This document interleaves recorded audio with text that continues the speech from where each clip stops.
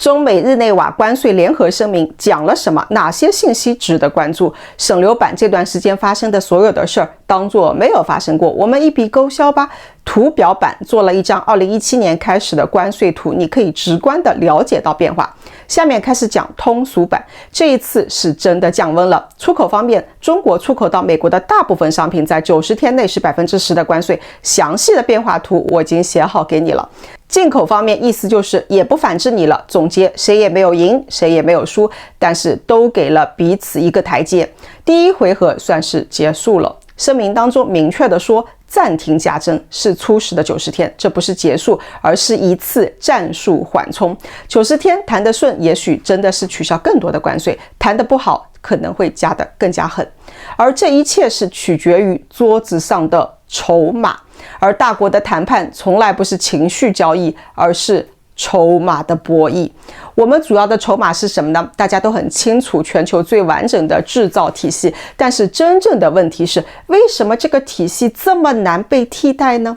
印度是做梦都想替代啊，可是它不可能。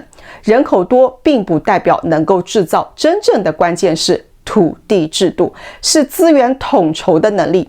全球没有第二个国家能够像中国这样子，以国家或者是集体为主的集中调配土地资源，快速规划园区，修好基建，打通上下游，然后一张规划图，一个批文，产业园就能让企业拎包入住。产业链整体转移到东南亚，为什么不行呢？亚洲四小龙当年也是试过的，但是土地资源私有，政府无法系统调度，只能靠市场慢慢拼图，拼不出整个链条来。所以在房地产上，你会发现他们很多小区地盘就很小，不像我们的小区规模都很大。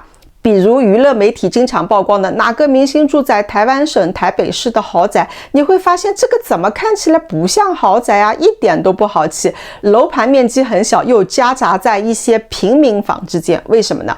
这就是土地私有制，很难形成规模。产业链整体转移到印度为什么不行呢？假如要建一个产业园，那么省庙、村委、地方议员、宗教节日全都在谈判清单上。这个一块土地一谈就是好几年，还得只是一个意向，所以印度根本没有效率。这不是土地的胜利，这是制度组织力的压倒性优势。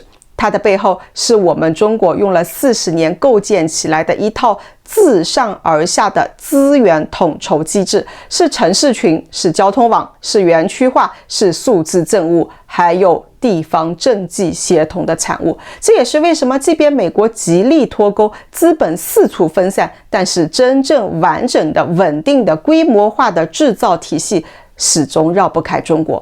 制造不只是把东西做出来这么简单，它需要的是成体系的动员能力、成网络的配套能力，以及成规模的落地能力。而这一切的核心是中国的一个特殊机制。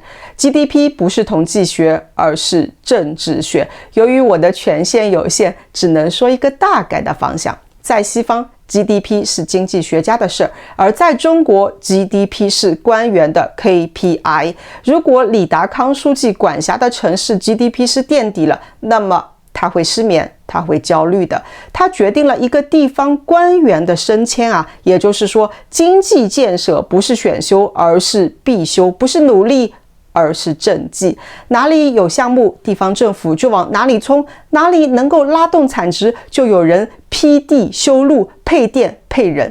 这就是别人学不来的中国式效率，也正是我们坐在谈判桌前最硬的筹码的根源了。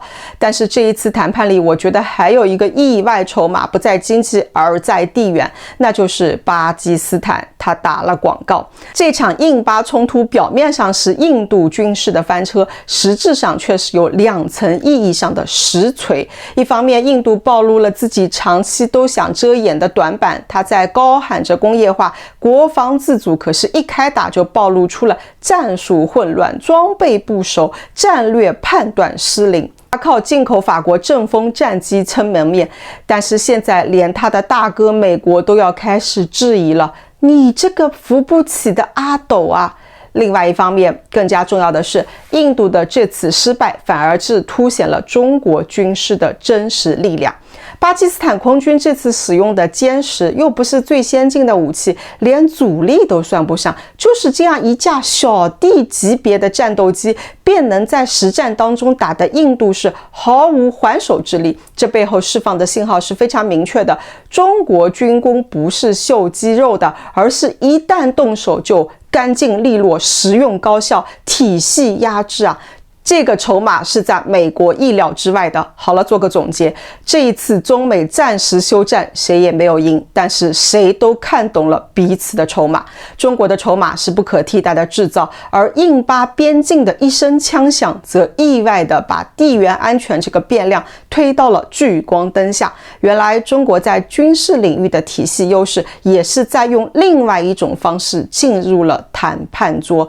未来的博弈还在继续，90天后谈判是否升级，关税战是否重启，秩序是否重构，没有人知道。我们不幸生在这个大变革时代，但是我们何其有幸目睹这场历史大变革呢？人生不就是一场体验吗？此刻我真的是汹涌澎湃，从此世界重新认识中国。好了，我说完了，明天见。